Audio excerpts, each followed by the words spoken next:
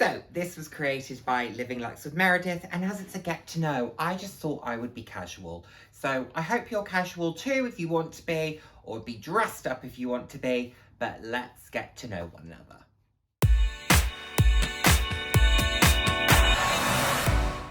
Hello, and the warmest of welcomes to today's video. For those of you who haven't seen my face before, hi, I'm Nick, glad to have you here. Those who have seen my face before, thank you so much for joining me again. I hope you're enjoying my videos. I put out videos roughly 3 times a week on a range of different topics, anywhere from fashion to slightly more personal topics. So if that sounds like something you'd be interested in, then please do head down, hit subscribe, and turn on the notification bell. I love chatting with you all.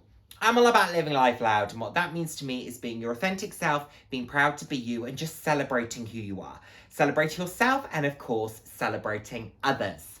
So, what are we doing today? We are taking on a tag video that's been created by the wonderful Living Luxe with Meredith. If you don't subscribe to Meredith, please go and do so. She is absolutely fabulous.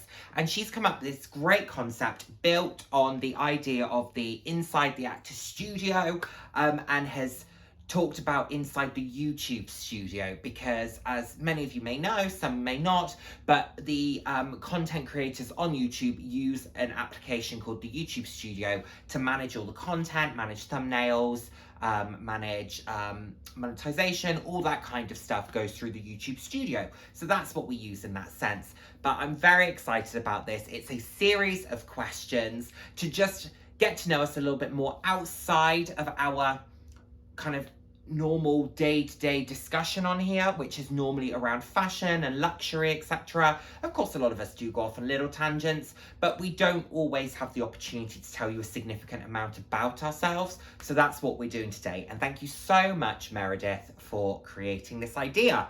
I've got the questions in front of me. Think of this like a note card. You know, you're doing a presentation, bullet points. That's what I've got in front of me, buzzwords. We're being corporate about this. You can see my background in terms of the way I approach these things. But that is what we are doing. And like I said, I thought I'd be casual because you're getting to know me. And this is me. Hello, I'm Nick. Fab to have you here. Live life loud. Anywho, let's get into it. I think I've got all of the questions right. Sorry, Meredith, if I've gotten any wrong or if I've made some up, but please just go with me. Okay, designers that have made the most impact on your fashion choices. There's none that have specifically influenced the way that I particularly dress or that I point to and think I have to buy from that particular individual. But designers that I love in terms of their creative direction, I would say Donatella for Versace. I think she is a genius. Alexander McQueen was absolutely fantastic, and I love the fact that Sarah Burton carried on his legacy in such an authentic way. Jeremy Scott for Moschino has just brought so much fun to fashion, so much liveliness and colour and playfulness. And also a brand that I love, Longchamp. I have to give a shout out to their creative director, Sophie Delafontaine, who does a fabulous job of maintaining a heritage brand and keeping it chic, sophisticated, but still feel youthful as well. So well done to them. They're fantastic designers, and yeah, ones that I'd like to buy into a little bit more as time goes on. So what turns me on creatively? The first thing would be inclusivity. I like a brand that seeks to include, not exclude, which is a different thing to being exclusive. I just like a brand that is inclusive of all individuals. I think it's really important that has a diverse size range, or, you know, diverse fits, and just try to make it as inclusive as it can possibly be. Obviously, it needs to stick within a brand's vision, but I still think you can be inclusive while sticking within a brand vision. The second thing for me is functionality. I think functionality is incredibly important. I don't have the funds to be able to buy into products that aren't functional. I like things to be able to chop and change, and I like to be able to wear a jacket with jeans, but a jacket with a smart pair of trousers, or a shoe that's versatile. Versatility is very important to me, as well as functionality. So those two I think kind of cross over, but versatility, being able to chop and change things, it being used for the function that it's used for. So for example, I love the look of a Jacquemus Le Chiquito. I think it's fun, but it's a ridiculous item, so I'd never go for it because it's not functional, so it doesn't really tick a box for me, but it's fun. It's also not very versatile, whereas I like a piece that can be versatile. A bag that can be used for the day, that can also be used in the evening, that you could carry top handle, but also have the opportunity to throw it on your shoulder if you wanted to. I think that just adds to the overall benefit of a product. So that's what turns me on when it comes to that. What turns me off? High cost, low return. So products that just aren't worth the money that they're paying for. I spoke about one recently, the Chanel Classic Flap. At £5,000, I understood it. At £5,500, I thought, okay, you're pushing it. But then it's got to £8,500 for a maxi. I mean, how can it possibly be worth that? I just don't understand how it can be worth that. I just don't think the return on it is there. I don't think you can extract £8,500 worth of enjoyment from it, potentially. And of course, you know, it's all relative for different individuals, but in terms of my life, I could never justify it. A brand that excludes, like I said, a brand that focuses on exclusion. I can't think of really many off the top of my head. There's some that I can think of, but yeah, a brand that just doesn't look to include customers or show a passion for their customer. Some brands can almost be a little bit snobby in the way that they approach things, and they think, no, we're comfortable with a very specific customer base, and that's the only direction that we want to go in. I find that disappointing. I like it when there's diversity of thought. I think a diverse client base makes for a fantastic brand. I think it makes for a very potentially profitable brand as well as having, you know, diverse customer base. Having a diverse workforce, I think, as well, is incredibly important when it comes to a brand. And what else turns me off? Laziness in design. Either designing too closely to another brand that's not a collaboration, or just slapping a big logo on something and thinking that's enough. So for example, the Balenciaga Veil bag, that was just laziness in fashion to me. I didn't find it inspiring. I didn't know why it was worth the money. Where something like the Hourglass bag, I think, okay, I can see where you've gone there. You've done something different. You've done something a little bit innovative, a little bit fun, so I can understand it. I didn't feel that way about the Veil bag. What inspires you in your everyday life? First things first, my family inspire me. I am incredibly lucky to have the relationship I do with my family. I'm particularly close to my parents, and I adore them. They are incredibly intelligent, incredibly compassionate, incredibly sensitive individuals. We just have a fantastic relationship, and it's something that we work at. We spend a lot of time together. We talk a lot. We're very open, and I think that's incredibly important when it comes to any relationship. But as a family, I think you should be open with one another and support one another as much as you can, and we definitely do that. What else inspires me? The thought of making a difference in the world inspires me. I want to try and leave any interaction I have with anybody with it being either the same as I came in or better than I came in. I never want to leave a scenario with someone feeling worse from having had that interaction. I think everybody deserves kindness, compassion, love, support, and that's something that, you know, I strive for in my life when it comes to people. And the world can be unkind. It really can. I've experienced it in my own way. I know many other individuals who have experienced that as well, and I don't like the thought of that. So anything that I can do in my little corner of life, corner of the internet, whatever that may be, to try and just promote it being the best place it can possibly be, I really want to do that. What traits attract you to other people? Okay, diversity of thought. I think it's incredibly important to be able to step outside yourself, think about another point of view, consider something with care and compassion, and just have an opinion on something.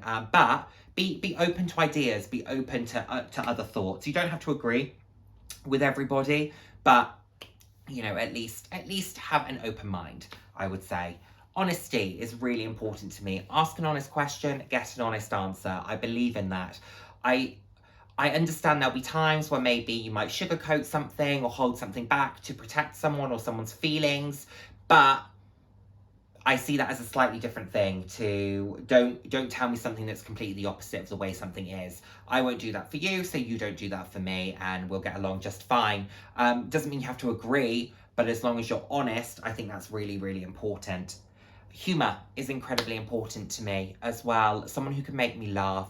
And that's something that it's important in friendships. It's important in familial relationships. I also think it'll be incredibly important for me in romantic relationships. I've never had that where you see it in the cheesy rom-coms where they say, and we stayed up all night laughing. And I've never had that. So I would really like to potentially be in a place where I could have that with somebody, but that would be important. Passion and drive. I'm grouping these two together. It doesn't matter what it is, but be driven and be passionate about what it is that you're doing. Go into everything with the best of intention. Go into everything with a drive to succeed and to make the best out of it that you possibly can.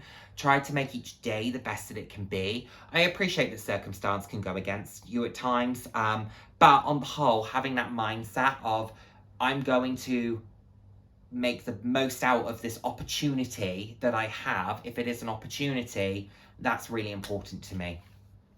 So the traits that turn you off other people, just general toxicity, two-facedness, cattiness. It just, I can't really deal with it. I can't be bothered with it, if I'm honest. I used to be a bit into it, and I can't deal with it. I think it's boring. Dishonesty. I think, like I said, ask an honest question, get an honest answer. I'd always like to understand a reason as to maybe why someone didn't give you the full story on something, or a bit of a mistruth. There can be reasons for it, but if there's not really a great reason for it, the likelihood is that kind of a 3 strikes policy, really, where I'm concerned there. Another trait, a lack of drive. Like I said, whatever that could be. That could be for any pursuit. I appreciate there is a variety of pursuits. That could be pursuits within the home, outside the home, hobbies, work, sport, whatever that might be. Just be passionate about something. Be driven for something. If I was in a relationship, for example, and they came home and said, oh, I'm not enjoying what I'm doing at work. Okay, so what are you doing about changing that? Nothing. I can't really be bothered. I'd be thinking, oh my word, no. Change, make a difference. Make something happen for yourself. That's what I believe. And then finally, a trait that really turns me off people, in friends, whatever that may be, closed-mindedness. Like, it's that opposite to that diversity of thought.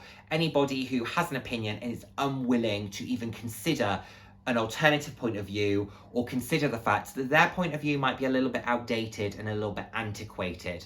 It doesn't mean you have to be all the way there, but at least get on the journey. Board the train, okay? Doesn't mean you have to reach the final destination. Have a layover somewhere, and then reach the final destination. But just start making the journey. If someone's not prepared to do that, I'm sorry, I'm not prepared to interact.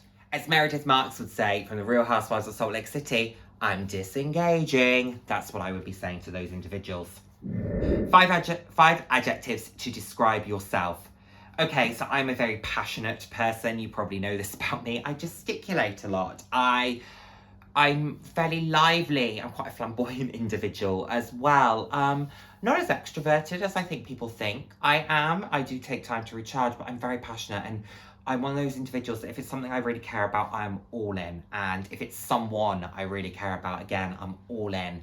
I'm a very, very passionate individual. And that can be a great benefit. It can also be a drawback at times as well. And I'm someone who quite often struggles to separate emotion from things, because I care and I'm so passionate about something that it's more difficult to strip it out. And I will sometimes look at other people and think, why don't you care as much? And that can be a great thing, but it can be difficult as well. I'm incredibly honest. I think that's really, really important. I won't tell you something just because I think it's what you want to hear. I just won't say anything. I'd prefer to say nothing than to say something that was false. So that's how I operate. I'm the same with other people. Just don't tell me. If you're gonna spin a web, don't tell me. Just leave it alone. I'll figure it out for myself, kind of thing. So yeah, I like people to be honest. I like to be honest with others. I'm very caring.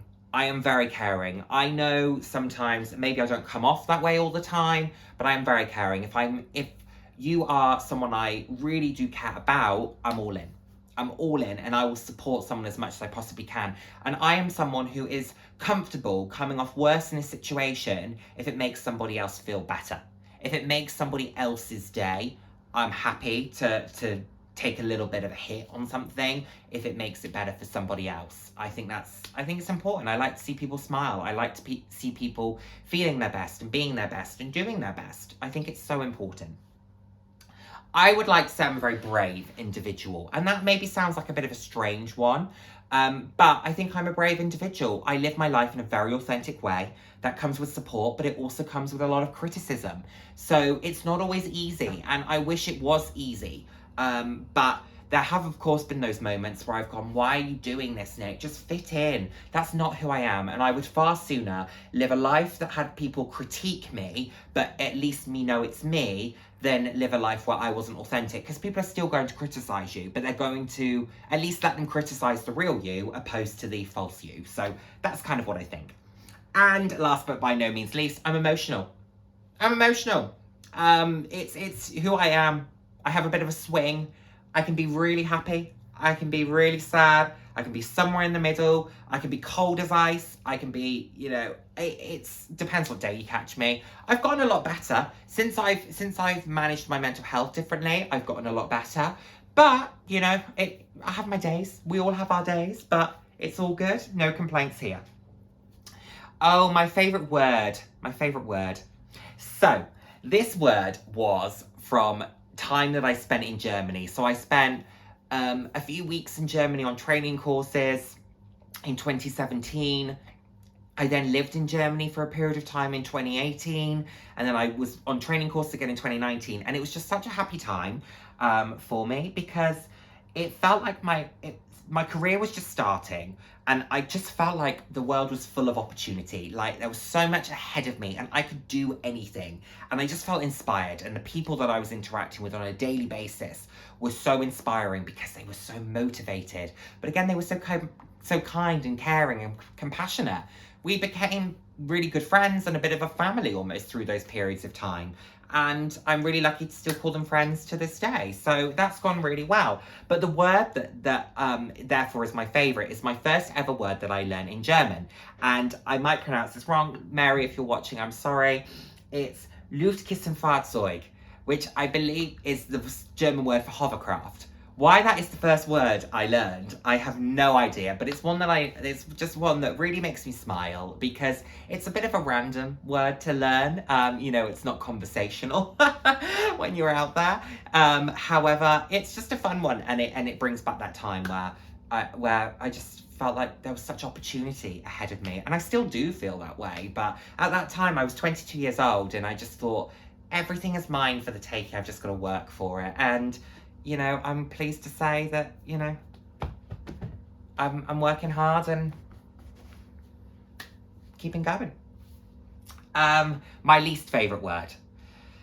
Okay, one I would be demonetized if I were to say, and I think you all probably know the one that I mean. It's a nasty, nasty word.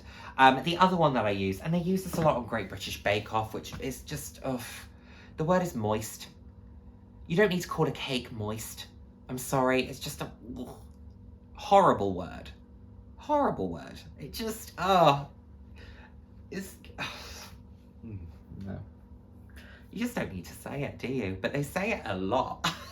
And I used to watch, I don't know if anybody watches the TV show Miranda, and she used to say it.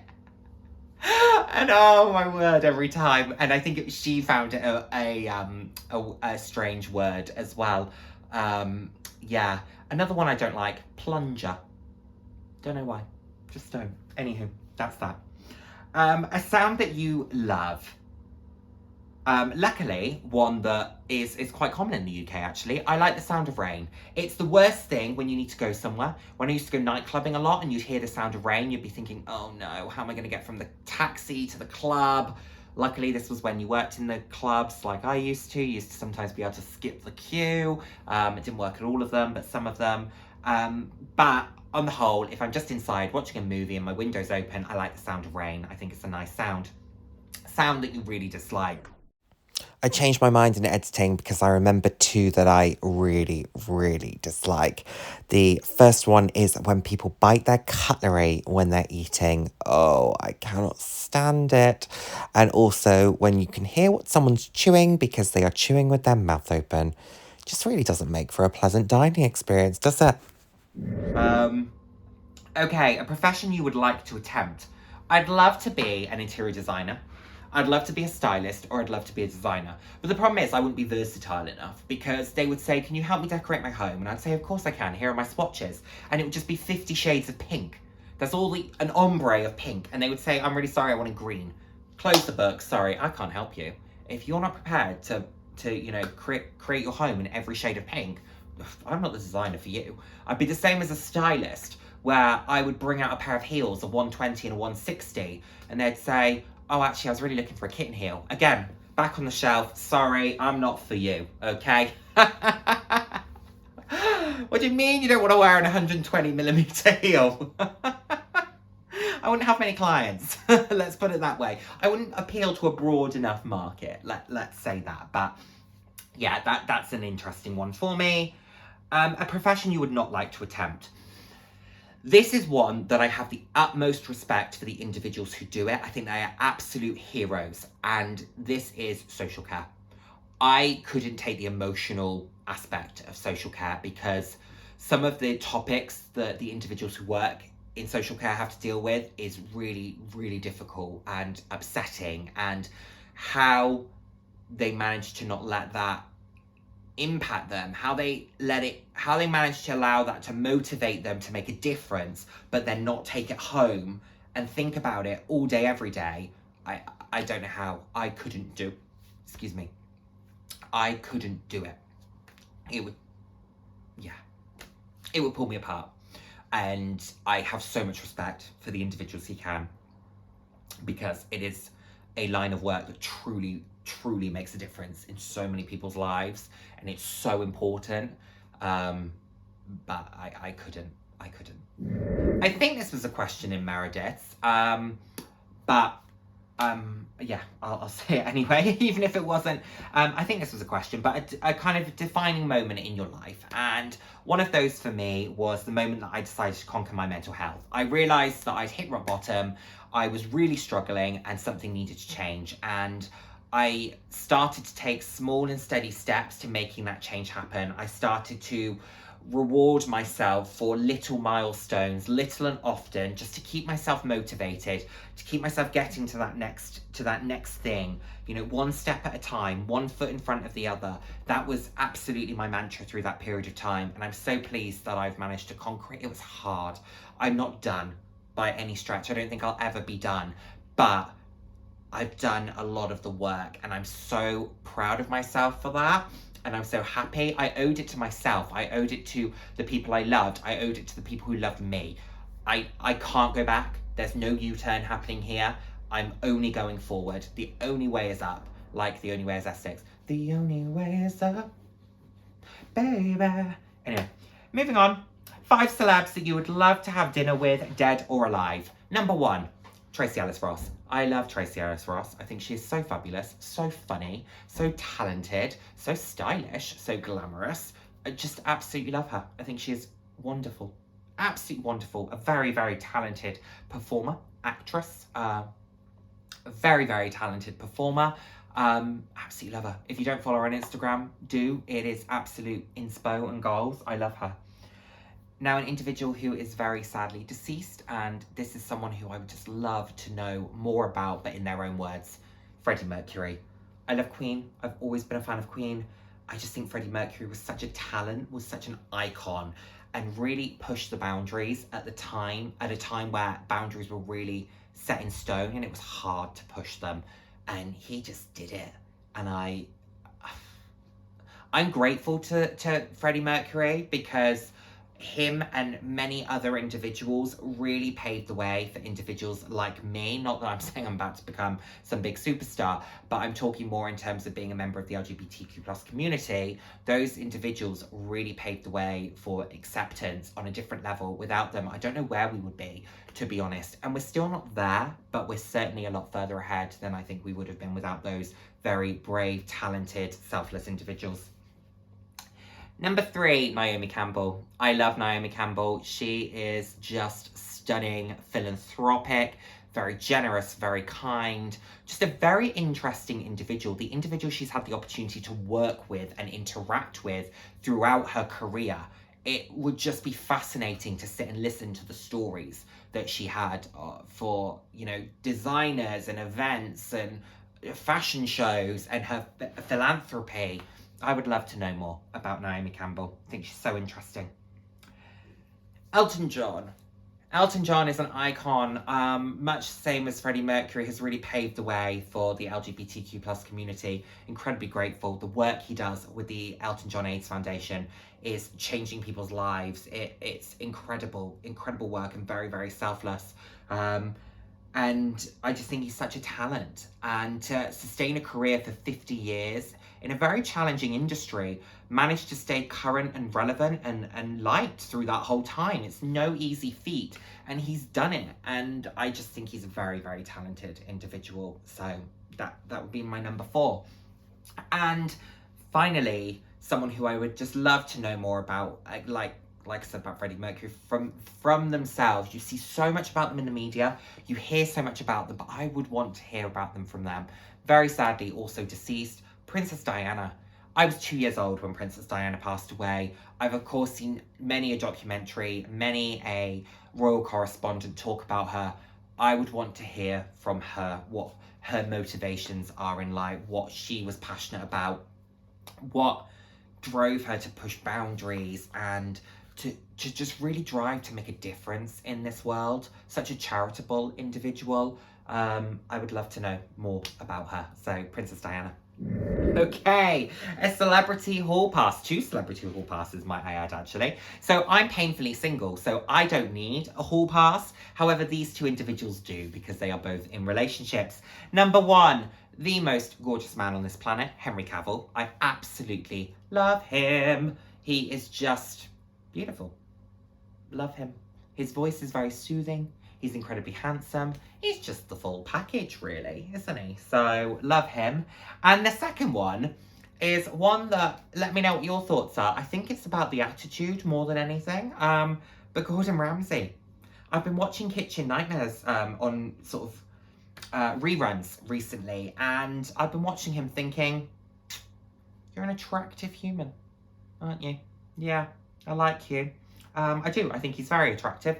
And I think that kind of attitude, that very kind of bolshy attitude, but there's a softness to him whilst also having that kind of bolshiness. And I really, really like that. I think he's great. So, but I guess in a hall pass, we're not really thinking about their talent. We're not really thinking about whether they're great. But hey, it all becomes part of the persona, doesn't it? So let's think about it that way. 3 celebrities to have a drink at a pub with. This would be a rowdy table. I think my dinner would be a pretty lively table, but this would be a lively one as well. Number 1, Ricky Gervais. I think he's very, very funny, close to the wire. Always really enjoy him when I see him on a talk show. I think he's interesting. I think he's funny, but I do think there's a sensitivity there as well, which I really enjoy. Number 2, the epitome of elegance and sophistication, Kate Middleton. I think she's someone who knows how to have fun, but I also think she knows when to kind of turn on that persona. And I just think that she is so incredibly elegant and graceful, but would have so many stories to tell. The ones that she could tell, of course, but I think she was just lived a really interesting life, and I'd love to know more. And I feel like a restaurant is maybe a little bit too formal for those types of conversations. I would want to know, you know, things that I think you can only really hear about in a pub, you know, or a more relaxed setting. So yeah, Kate Middleton. And finally, Lady Gaga. Again, a really interesting individual. Someone who has also grown through the years whilst being in the public eye and in the media. Quite an avant-garde individual at first. Very kind of that pop music and then has softened somewhat, has moved into more of an acting career. The music with Tony Bennett, just so talented, but manages to keep their portfolio so diverse. I think Lady Gaga's incredible, so I would love that. Okay, song lyrics that speak to you. Name of the song and the artist. Okay, this is a funny one because I'll preface this with the fact I have never romantically been in love. I have dated on and off for many years, different individuals. I've been in relationships, but never for really, really long periods of time. But I have never been romantically in love. But this song, and it is Elvis Presley, Can't Help Falling in Love with You, makes me feel really hopeful about what love could be. And that moment where hopefully I meet the person that it just clicks and I sit and I think, this is the individual that I have been waiting for. It sounds so corny, it sounds so tacky, but I'm nearly 28 years old and I will wait until I'm 38. I'll wait until I'm 48 if it means that I find the right individual. I mean, I hope I don't have to wait too long, but I would love to be in love. I would love to have companionship. I would love to be a part of a partnership. I have been missing that in my life. I have so much to be grateful for. I have so much that I've worked hard for as well. But I would love to be in love with somebody and have somebody be in love with me. I think it would be really important. It would mean a lot to me. The thought of it makes me quite emotional because I just feel like it's something that's been lacking in my life. It's always been a gap in my life. And I've always, when I have been dating someone, I've always dated the wrong person. Yeah, but this is a song that makes me feel that way. It makes me feel hopeful. Sixpence None the Richer, Kiss Me also makes me feel that way as well, where every time I hear that, I think, someone's out there for you, Nick. Just give it time. They'll find you, or you'll find them, or you'll find each other. Whatever that looks like, there is someone out there, and you'll get there. So, that's that. Okay, you're spending the next 12 months on a desert island and can only take one book, one album, one movie, and one TV series. What are you taking? The book. This will take me 12 months just to read it. The Lord of the Rings. Does it have, can I take the 3 books that come in the bound kind of hardback case? Can I take that? I'm going to take that. I'm not going to take out one individual book. I want to hear what happens at the end. Like I've not watched the movie. But yeah, so Lord of the Rings, because it's quite a substantial book. So that's where we're going with that. Album, Disney Greatest Hits, obviously. Because you can be happy with Disney. You can be listening to Hercules and be like, shout it from the mountaintop, a star is born. Or you could have, an emotional moment with Beauty and the Beast. Ooh. So you can just do whatever you want, basically, when it comes to Disney. But the Greatest Hits, and that's got 3 CDs in it. I know, because I own it. So I've got 60 tracks there. So you thought you would cheat me out of my 3 books and my, that comes part of a series and my 3 CD set. No. I'm getting that past control. One movie. Now, my favourite movie is Cruel Intentions, but I'm not taking that. I'm taking Mamma Mia, because it is fun, it is playful, and like we aren't going to be reenacting the Dancing Queen scene where they're running down the dock and they're throwing their arms in the air like this and they're jumping in the sea, like we're not doing that on the beach. Come on. It was a desert island, wasn't it? Yes. Okay, there'll be a beach. So... I thought otherwise, where am I going to do that little... I'd find a place. Don't worry about it. I'd find a place. But that's what I'm taking, because I just think you can watch it over and over. It's very joyful. And if I'm spending 12 months on a desert island, I want it to be joyful. I don't want it to be like Castaway. So, as much as I know he made friends with that football or coconut or whatever it was, no. And then one TV series, Modern Family. This is a TV series that I fall asleep to every single night. I have done since 2014. Even when I was dating people and we used to spend the night at one another's homes, I used to have to have Modern Family down on my phone on the side, and then I would have an earphone in listening to Modern Family, because I just can't fall asleep in silence. So to be able to fall asleep, I would need it. I wouldn't watch it during the day. I'd be too busy watching Mamma Mia on repeat, or listening to the Disney soundtrack, or battling with the Lord of the Rings book. But at night, I'd be listening to Modern Family. I'm assuming I can take a charger. I don't know what device I'm watching this movie or this TV series on, because if it's my phone, then why am I calling for help? Out of service. There you go. Answer the question for you, but I'm just putting that out there. Anyhow, put together a playlist by choosing song to get out of your own head, song to gear up for the day, the song that gets you on the dance floor, the song you sing in the car out loud, and the song that invokes a strong memory. Okay, the song to get you out of your own head, Dancing Queen or Take a Chance on Me, Mamma Mia version, because it's just fun and playful and enjoyable. Love it.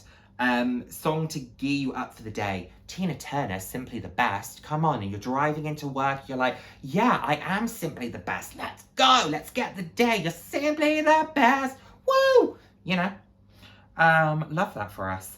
And then the song that gets you on the dance floor, YMCA, obviously, the Macarena, the Cha-Cha Slide, Wakefield, Saturday Night, the Catch-Up Song. Oh, so many. So many. It doesn't take me a lot to get on the dance floor. Maybe about 3 rosés and I'm on there. Maybe a vodka shot. Who knows? A song that makes you sing out loud in the car. Okay, Love Me Like You Do by Ellie Goulding. It's one of my favourite songs. My favourite song, Pure Shores by All Saints. Absolute favourite would be my wedding song if I ever got married. If the person who I might marry in the future is watching this, FYI, we're having Pure Shores at the wedding.